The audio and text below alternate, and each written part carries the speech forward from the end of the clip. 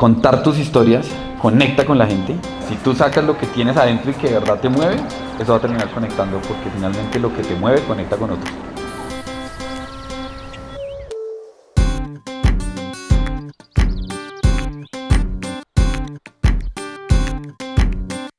Me encantó la conferencia, muy amena, muy divertida, muchas experiencias. Lo que más me gustó fue conectar esas historias personales que tanto nos apasionan con proyectos reales que podemos materializar. Algo que me llevó de esta edición es cómo por el simple hecho de estar vivo, estoy presto a seguir creando.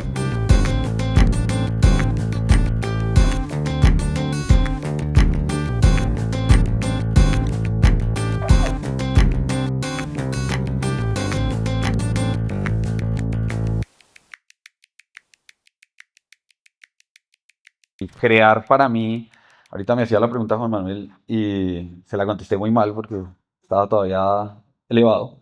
Para mí crear siempre va asociado a investigar.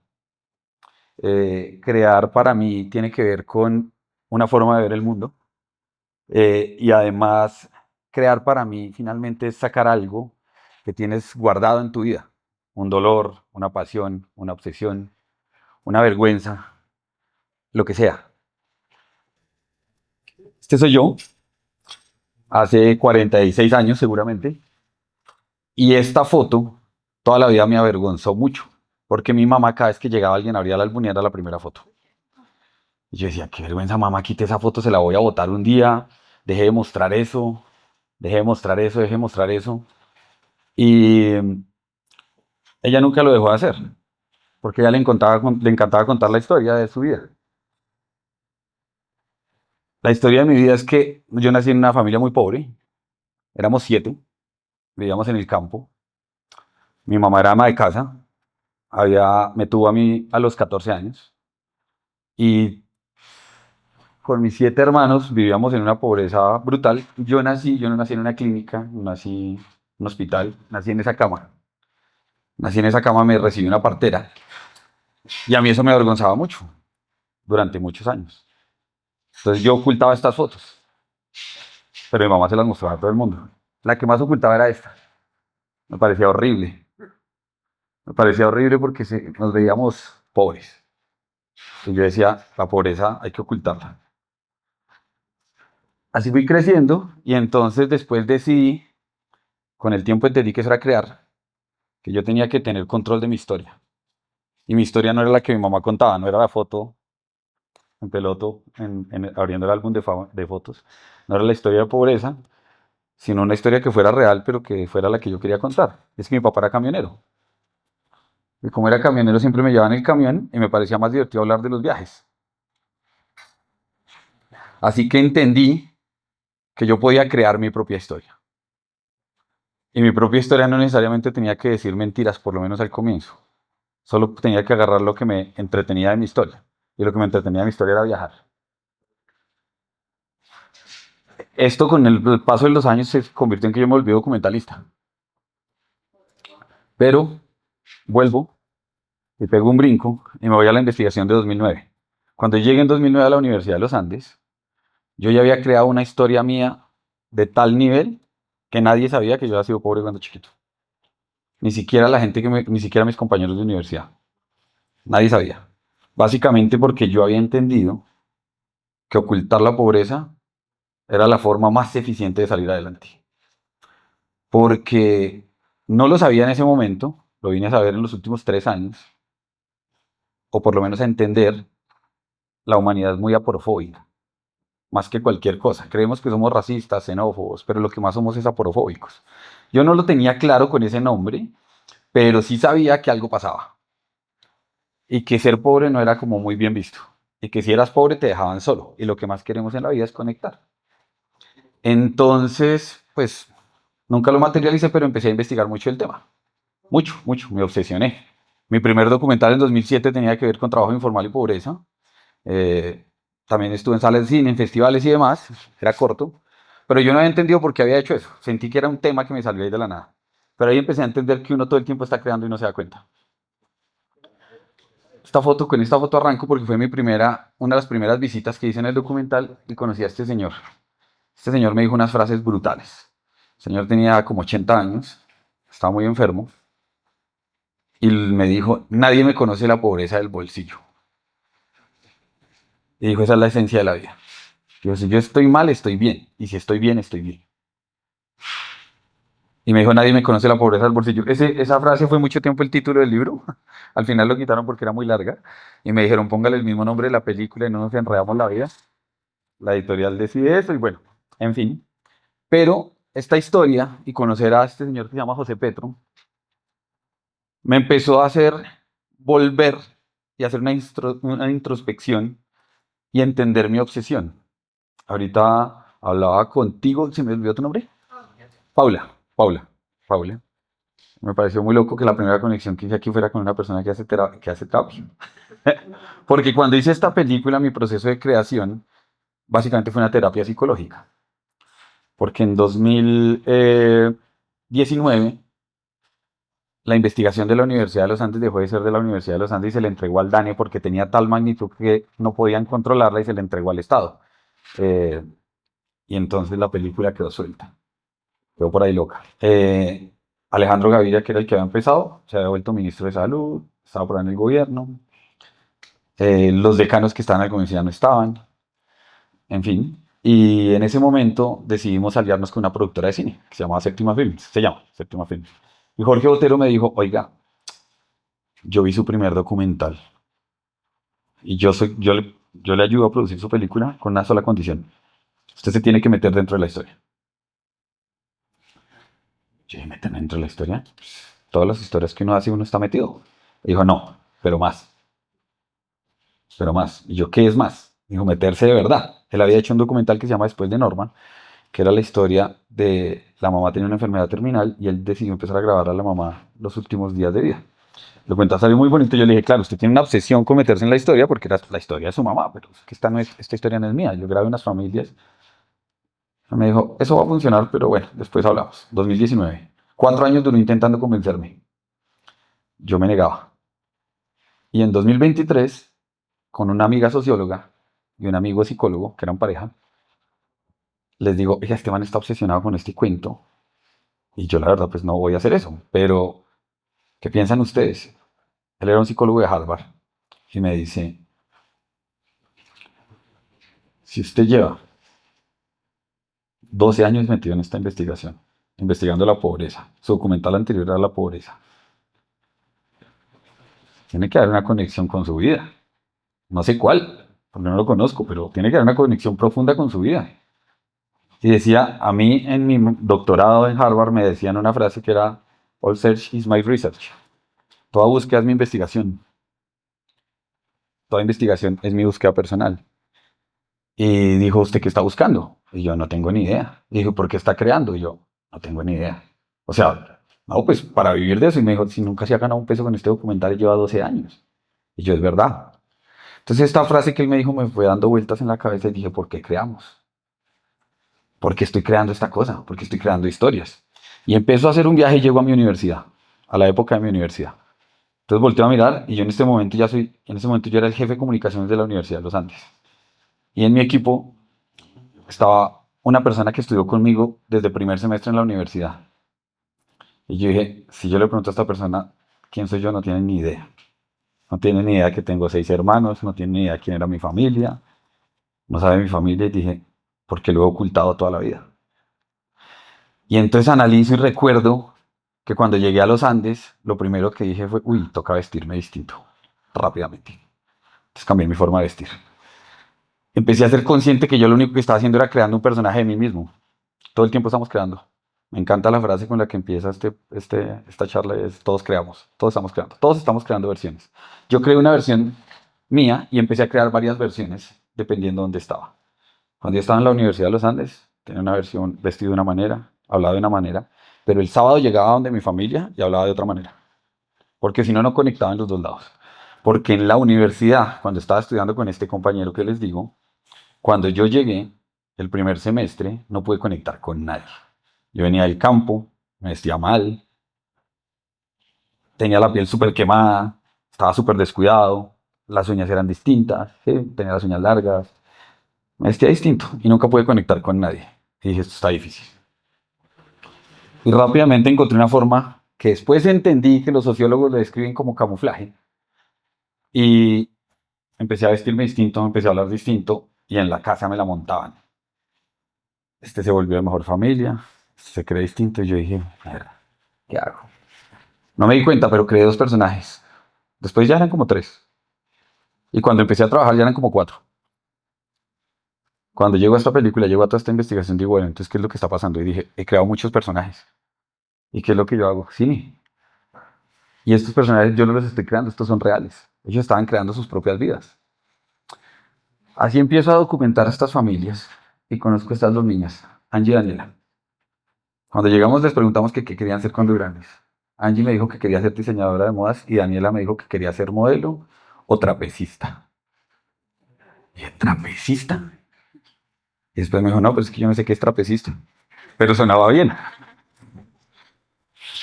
La seguí por muchos años. No voy a hacer muchos spoilers. Una de las dos cumplió su sueño, tal cual lo que soñó desde niña, porque ella fue creando su propia historia. Y esa historia que creó se volvió a veces un problema, porque uno a veces se vuelve esclavo de sus sueños, o a veces una ventaja, porque tiene propósito. ¿Sí? Pero ellas después vieron la película, cuando ya la teníamos terminada. Y una de las dos dijo, miércoles, esa es la historia que tú creaste de mí. Yo le dije, no, esa es tu historia. Dijo, es verdad, esa es mi historia. Pero la historia que estoy viendo no me gusta. Y dijo, en cambio la otra historia que vi en otra de la película me gusta más. Yo lo único que le dije es, pues, cada uno es dueño de su historia. Y me dijo, ¿tú cómo hiciste? Porque en la película se cuenta mi historia. Y yo le dije, no sé, yo como que fui escribiendo un guión imaginario de mi vida y lo fui cambiando, porque yo inventaba muchos cuentos. Yo decía cosas que no eran verdad, pero apenas las decía, después me daba miedo que descubrieran que estaba diciendo mentiras, entonces las volvía a realidad. Yo estaba creando mi realidad todo el tiempo. Yo decía que era documentalista, pero nunca había hecho un documental. Entonces decía, ahora, ¿cómo va a hacer el documental? Por ahí estaba sentado un amigo atrás, que lo tuve como 2 años diciéndole que yo era documentalista, y el man decía, ¿y cuándo voy a ver un puto documental suyo? Y un día lo llevé al estreno. Y dijo, ay, si era verdad, marica, usted era buen documentalista. Y llevo 16 años diciéndole a la gente que estaba haciendo una película. Entonces ya salió. Él es Donnie. La primera vez que fuimos, no sabía qué quería hacer. Después, después es él, después de muchos años. Su pueblo se lo tragó la tierra, se llamaba Gramalote Norte de Santander, una falla geológica, se tragó el pueblo y ellos quedaron sin nada, con la ropa que tenían puesta. Se fueron a vivir a un albergue, ahí los empezamos a grabar, seguimos con él y él no sabía qué hacer, pero la mamá, madre, cabeza de familia, 4 hijos, sola, en ese albergue, les decía, chinos, yo no tengo que darles estudio, no tengo nada, pero aprendan un arte, porque crear por lo menos les va a dar un propósito en la vida. Él se volvió rapero,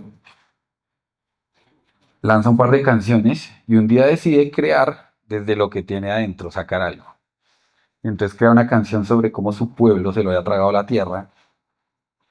Y la canción se vuelve un hit y el tipo se vuelve el hit del pueblo, de Gramalote, del albergue. No así que el hit de Colombia, pero eso lo hizo conectar con todo el mundo. Empezó a conversar, terminó después por ahí cantándole al presidente Santos. Y después llega a Bogotá, y cuando llega a Bogotá, adivinen qué vive, lo mismo que viví yo. Él es de Norte Santander, entonces hablaba medio cucuteño, y vivía en Villa del Rosario, toda la frontera con Venezuela. Entonces apenas llegó a Bogotá, todos dijeron venezolano, y acá somos xenófobos. Entonces todo el mundo lo trataba mal, porque parecía venezolano. Entonces el hombre también empezó a cambiar su acento, empezó a hablar distinto, a vestirse distinto, a mirar distinto, pero no se aguantó Bogotá, se fue para Medellín. Entonces volví y me lo encontré y ahora hablaba paisa.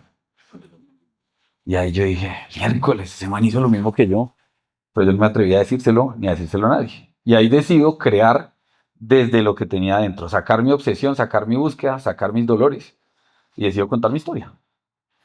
Entonces cuento mi historia que aquí se la estoy contando muy rápidamente, que en últimas tiene que ver con la creación. Esta foto nace de visitar a doña Inés en Chinú, Córdoba. Ella se llama Karina. ella siempre que fuimos, tal vez fue una de las familias más pobres que visitamos. Era una mujer, madre, cabeza de familia, con 7 hijas mujeres, todas madres adolescentes. Ella es una de las nietas. Fue la primera vez que entrevisté a una que tenía 30 años y 5 hijos, pero ella siempre sonreía. Y yo siempre le decía, ¿qué va a hacer? Y dijo, no, irme de aquí algún día. Pero era feliz, siempre sonreía. Debatimos mucho y esta fue decidida como el póster de la película y del libro. Ella hoy se fue de la casa y vive súper bien. No quedó en la película, solo quedó el póster. Sale una imagen. Pero siempre me pareció una historia porque ella era la representación de crear su propia historia. Nosotros, cuando creamos, cuando vivimos, estamos creando. Todo el tiempo, pero no somos conscientes. Y nos da miedo sacar esas creaciones. Me hicieron una pregunta antes de venir, era, ¿cuál es de un tip para crear? Y yo, hay 200, pero el más es pierdan el miedo y saquen lo que sea. O sea, saquen lo que sea que si es auténtico, tiene que ver con la búsqueda de ustedes, seguramente va a conectar. Con la película hemos generado muchísimas conversaciones, pero en general lo que más nos ha pasado es que hemos conectado desde una obsesión mía, pero no solo mía, de los otros investigadores, porque todos ellos estaban haciendo su investigación y creaban. Mi invitación realmente es a que se atrevan siempre a crear, saquen cosas, saquen lo que tienen adentro, porque además eso nos hace conectar como seres humanos, eso nos hace conectar. Cuando uno se sienta a tomarse una cerveza y empieza a crear una historia para entretener a los otros ahí, sea verdad o no sea verdad, lo que sea, y la está sacando, finalmente está conectando. Eh, y somos muy miedosos de cómo nos juzguen. Finalmente no pasa nada. Yo con esta película lo que hice fue empezar a mostrar pedazos a ver qué pasaba. Y yo mostraba por pedazos. La película se fue armando por pedazos. Se los mostraba a las familias, pero también se los mostraba a otra gente. Hice focus group de amigos. Después dije, no, los amigos siempre me van a decir que está bien. Siempre me van a decir, uy, hermano, ustedes, el próximo Cuarón, Scorsese. Yo no. Mi mamá, pues obvio, siempre le gusta lo que le muestro. Pero entonces hacía focus group y empecé a hacer focus group con gente que no conocía. Y uno dice, "Ah, pero eso no va a funcionar". No, sí, hay mucha gente dispuesta a ayudarle a uno, mucha gente. Los conocidos míos se acabaron en la primera función de la película. Básicamente dije, me jodí, de aquí en adelante, ¿qué? Los que más publicidad le han hecho a la película son todos los desconocidos. No han sido los conocidos. Los conocidos ponen uno y ya les da como pena. Los desconocidos, en cambio, enloquecen. Hay una muchacha que yo no tengo ni idea. Un día vio la película, empezó.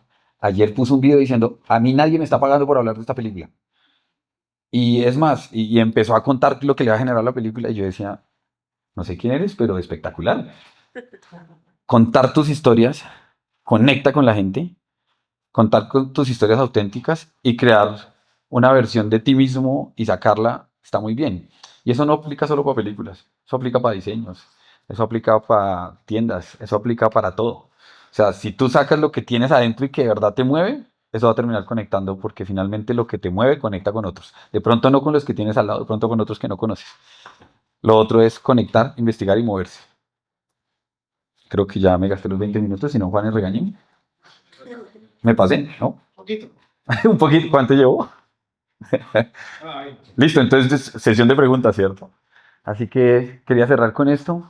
Quería cerrar solo con esta foto, porque cuando yo era chiquito vi varias películas y después cuando empecé a crecer y me empecé a meter en el mundo del cine, siempre había unos paisajes que me parecían brutales.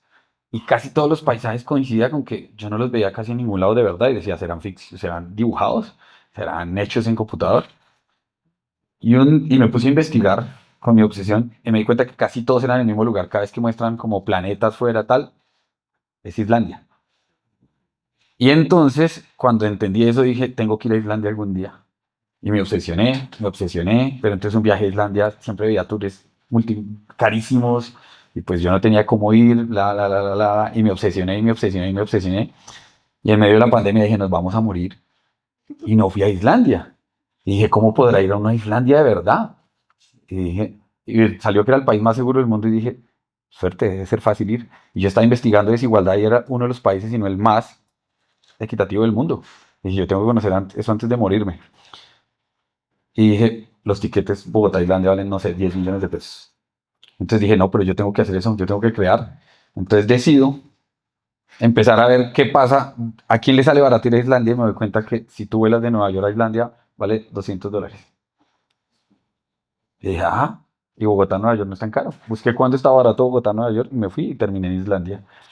Y una historia que había hecho en mi mente y que había creado en mi mente durante años, viendo Star Wars, viendo paisajes irreales, la terminé haciendo realidad, realmente con muy poca plata, solamente porque mi cabeza se había tenido la capacidad de crear la posibilidad de llegar allá.